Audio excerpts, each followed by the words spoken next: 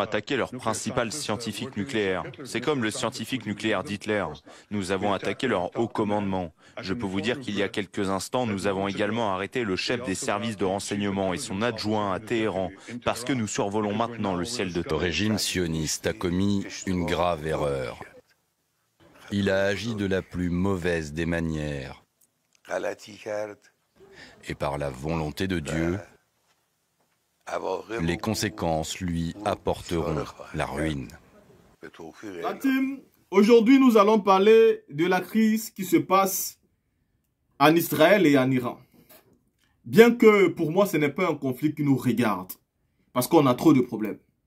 Nous avons notre Afrique qui souffre.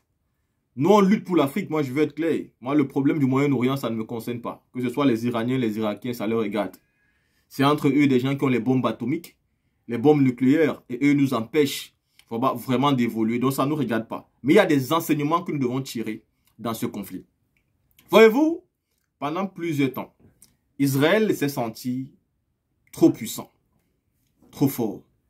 Israël s'est souvent permis d'attaquer tous les pays voisins. Au Moyen-Orient, Israël se positionne en Dieu, en maître. Il domine sur tout le monde. Il décide ce qui doit vivre et ce qui doit mourir. Mais seulement, Israël est parti loin. En déclarant la guerre de manière officielle depuis le 17 octobre. Parce qu'il y a des gens qui disent que le 17 octobre dernier, c'est l'Iran qui avait frappé Israël. Et depuis octobre dernier, c'est l'Iran qui avait frappé Israël. Mais j'ai envie de dire aux gens que, déjà, le 17 octobre 2024, Israël avait déjà frappé l'Iran en premier. Donc l'Iran avait simplement riposté. Mais ce qu'on avait retenu, c'était la riposte et pas l'attaque en premier. Ça veut dire quoi? Ça veut dire que les Nations Unies nous disent que Israël a le droit de se défendre. Ce qui sous-entend que l'Iran n'a pas le droit de se défendre. Ça veut dire qu'Israël peut attaquer, n'est-ce pas, l'Iran, mais l'Iran doit se soumettre à ces attaques sans toutefois se défendre. Quand l'Iran riposte, on estime que c'est Israël qui a été attaqué et on oublie que c'est Israël qui avait commencé. Mais récemment encore, Israël ne s'est pas limité à ce qu'il avait déjà fait dans le passé. Il a décidé d'attaquer encore. Mais attaquer et attaquer. En se disant que l'Iran ne peut rien nous faire. Nous avons la bombe nucléaire, on peut décider de tout. Ce que je tire de ces enseignements, c'est qu'à l'heure où nous parlons, je suis sûr qu'en secret, l'Iran a déjà la bombe atomique. Je suis sûr qu'en secret, l'Iran a déjà la bombe atomique. Parce que pour voir l'Iran se permettre d'attaquer de cette manière Israël à plusieurs reprises, frapper les grands édifices, ça veut dire qu'ils savent sur quoi ils comptent. Ils savent sur quoi ils se basent.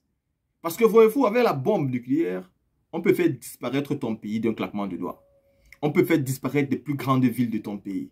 Alors, si tu te permets d'envoyer des missiles dans un pays où il y a la bombe nucléaire, ça veut dire que tu sais sur quoi tu comptes. Ça veut dire que tu es automatiquement préparé que si ceci te lance une bombe nucléaire, il y aura une riposte de manière automatique.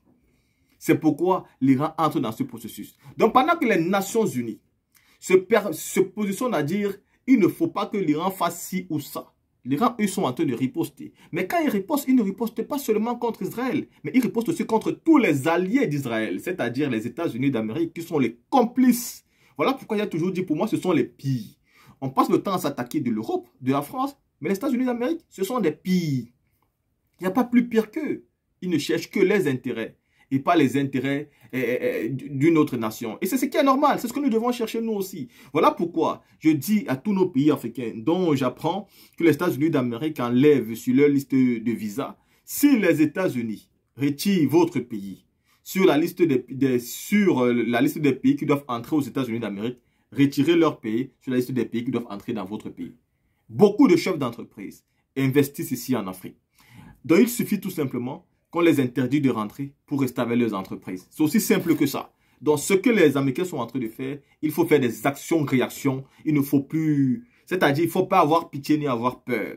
Revenons donc sur le cas de l'Iran et Israël. Donc, l'Iran aujourd'hui, qui se permet de réagir avec l'arme, de bombarder à Jérusalem, à Tel Aviv, dans toutes les grandes villes d'Israël, si l'Iran se permet ça, c'est parce que l'Iran sait sur quoi il compte. Et donc, par conséquent, l'Iran a une bombe atomique. Ou même si l'Iran n'a pas une bombe atomique, c'est que les négociations que l'Iran a aujourd'hui avec la Chine, avec la Corée, avec la Russie, il y a donc certainement des promesses de véritables bombes pour déstabiliser, n'est-ce pas, le clan de l'OTAN. Parce que c'est ça qui se joue aujourd'hui. C'est une guerre froide. Mais qu'est-ce que cette guerre doit nous enseigner en nous, Africains, surtout aux États membres de l'AES? Cette guerre signifie une chose. Cette guerre signifie que si nous, aujourd'hui, par exemple, en Côte d'Ivoire, au Burkina, au Mali, en Guinée, au Gabon, si nous décidons d'avoir la bombe nucléaire et que nous décidons de commencer à le fabriquer, les États des Nations Unies vont rompre tous les accords qu'il y a et toutes les conventions qui existent au monde et ils vont nous frapper en plein cœur dans nos villes et dans nos capitales. Je ne sais pas si vous comprenez. Si le Burkina décide aujourd'hui de créer sa propre bombe nucléaire et commence à le faire de manière réelle, le Burkina sera frappé tout en violation de tous les accords qui existent dans le monde. C'est ce que ça veut dire. Ça veut dire que dans ce monde-ci, il y a des États qui n'ont pas droit à avoir la bombe nucléaire. Parce que si l'Iran est en train de subir ça, c'est parce que l'Iran a décidé qu'elle aussi voulait la bombe nucléaire. Elle voulait tout ce que les autres ont. Elle voulait aussi pouvoir avoir la bombe de persuasion. Elle voulait aussi avoir quelque chose pour gérer le rapport de force. Et comme on voit qu'elle peut avoir ça, on n'est pas d'accord. Parce que si elle a ça, on ne peut plus parler. Alors on refuse. Et pourtant, Israël s'est permis d'avoir la bombe nucléaire sans respecter les accords, sans respecter les conventions qui existent. Elle a violé toutes les conventions, mais on a laissé parce que c'est Israël, c'est le peuple de Dieu. Et l'Iran, eux, c'est le peuple du diable. Non. Non. Mais c'est ce que aujourd'hui nous devons comprendre en tant qu'Africains. Nous qui n'avons pas de bombe nucléaire, nous qui n'avons même pas d'armes et qui devons toujours aller acheter des armes, nous sommes en danger. Nous sommes en danger, voilà pourquoi leurs problèmes ne nous concernent pas. Nous sommes encore derrière. Nous avons encore beaucoup à faire. Pendant que nous sommes chez nous toujours à prier le grand Dieu, eux ils sont en train de se préparer à la guerre. Et un jour, cette guerre arrivera. Moi, je l'ai toujours dit. Si vous voyez toutes ces grandes nations fabriquer des armes, acheter des armes, avoir toutes les plus grandes armes qui existent au monde, ben, ce n'est pas pour orner dans leur pays. C'est parce que tôt ou tard, il y aura une guerre pour s'en servir.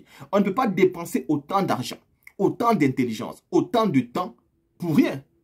S'ils mettent autant de leur temps, de leur argent, de leur intelligence dans cet armement, c'est parce que tôt ou tard, cette guerre va arriver.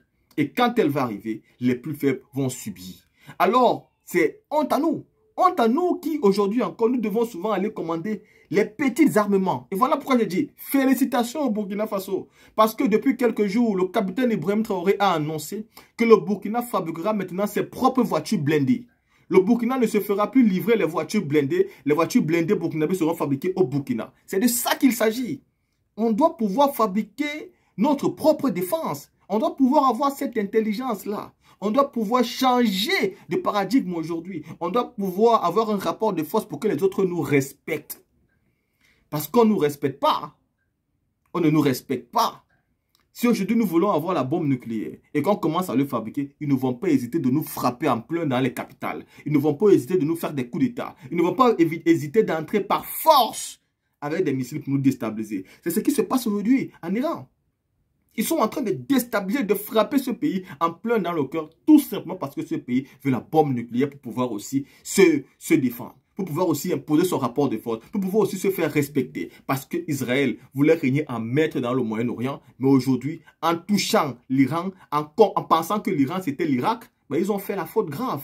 Parce qu'ils ont pu déstabiliser l'Irak. Ils ont pu finir avec l'Irak. Et de fois, ils peuvent se permettre d'attaquer la Jordanie. Ils attaquent tous les pays.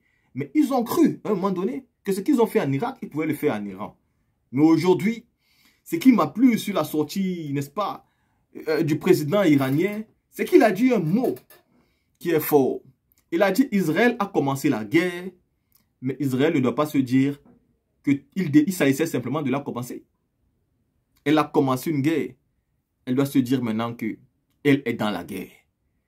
Oui, elle est dans la guerre. Je l'ai toujours dit, d'une manière ou d'une autre, vous serez aussi perdant. Vous serez aussi perdant. Et l'Iran, en fait, ne s'arrête plus. Elle bombarde tout le temps, toutes les secondes, dans les capitales, dans toutes les plus grandes villes. C'est aujourd'hui, quand vous voyez la tête et le visage de M. Netanyahou, vous voyez un visage rempli de peur. Il nous entend parler d'un dôme de fer qui serait capable de défense, qui pourrait empêcher tous les missiles iraniens. Mais aujourd'hui, le mythe du dôme de fer est tombé. Et c'est pour dire que toutes ces grandes puissances qui se croient invincibles et intouchables, non, vous ne l'êtes pas. Autant vous pouvez attaquer, autant on peut vous attaquer. Mais ce qu'il faut retenir pour finir, c'est que nous ne sommes pas loin de la 3e guerre mondiale. Alors nous, Africains, nous sommes en reste. Nous devons prendre le taureau par les cornes. Savoir qu'on doit s'armer et pas seulement avec des petites armes pour faire la guerre avec des petits terroristes. On doit s'armer pour de grandes guerres. On doit pouvoir fabriquer nos propres armes nous-mêmes. Et on doit avoir de vraies armes pour pouvoir nous défendre contre les grandes nations. Si on n'a pas encore arrivé à ce niveau, sérieusement, nous sommes encore très vulnérables et honnêtement, ça fait très très peur.